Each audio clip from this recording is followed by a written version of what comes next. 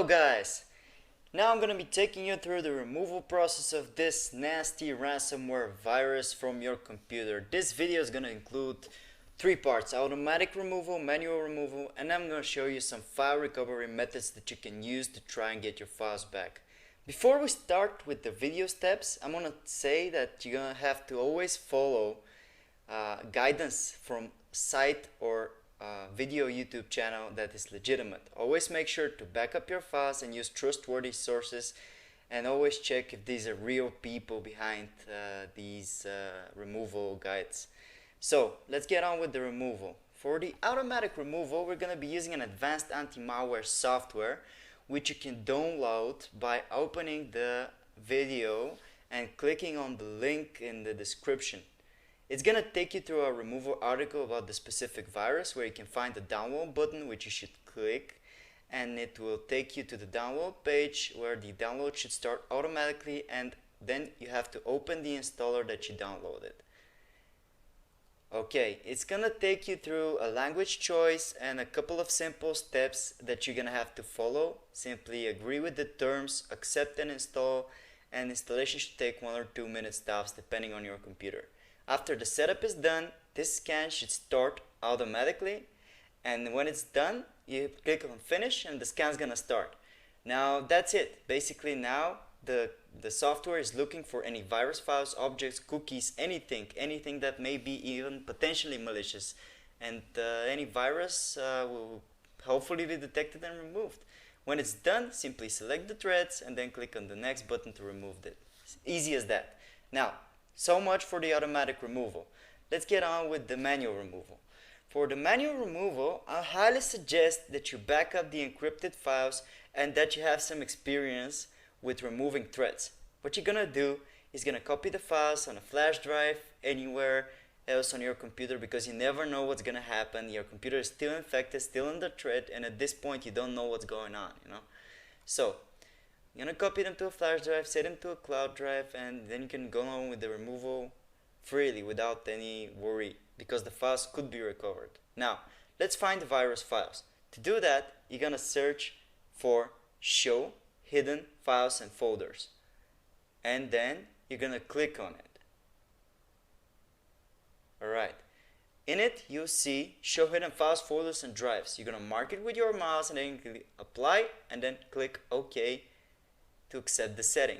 Now we can find the file even if it's hidden.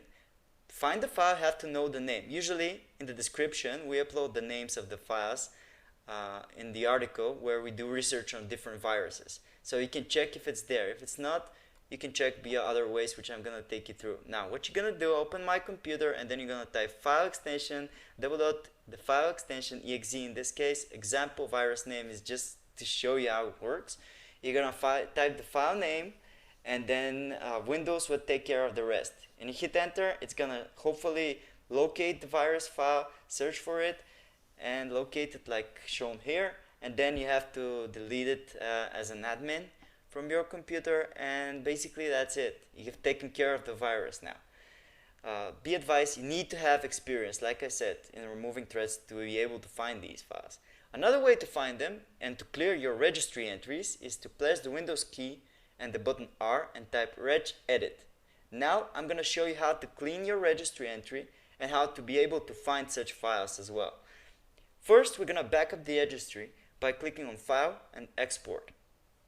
Alright, and then you're going to save it somewhere easy to find. On Export Range, click All and type the file name to be as easy as you can remember. So click on Save, and now you have set up a backup for your registry, so if something messes up, you can always get your registry back, the old good configuration, by clicking on File and then Import and selecting this backed up file. So now we're going to be looking for a specific key. Press Ctrl and S to open the search bar. To do that, you're going to mark only keys. We're looking for keys specifically here, and then you're gonna type run or run once. It's gonna find next, and it's gonna find the run and run once keys, at which usually they contain a value of the virus. You can right click on the virus and then delete it, or you can right click it and then modify it to see the location of the virus file. It will help you find the file. So don't be in a rush to delete the file. And that's it. We've taken care of the threat. Now, for the file recovery, I'm going to show you several simple methods that you can try and that many of our users and our subscribers have already tried, and these methods have worked. What you're going to do is you're going to type in the following link in your address bar and you're going to hit enter to open it.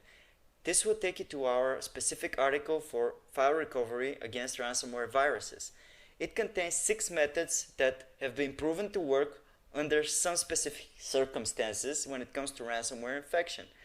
These methods, they are no way, shape, or form 100% guaranteed to work, but they will surely help you, as we have some users who have partially backed up their files, being able to recover some of their files, and even some users have been able to recover all of the files. Until then, until a decryptor is released, you should check the article in the description often. And that's it, guys.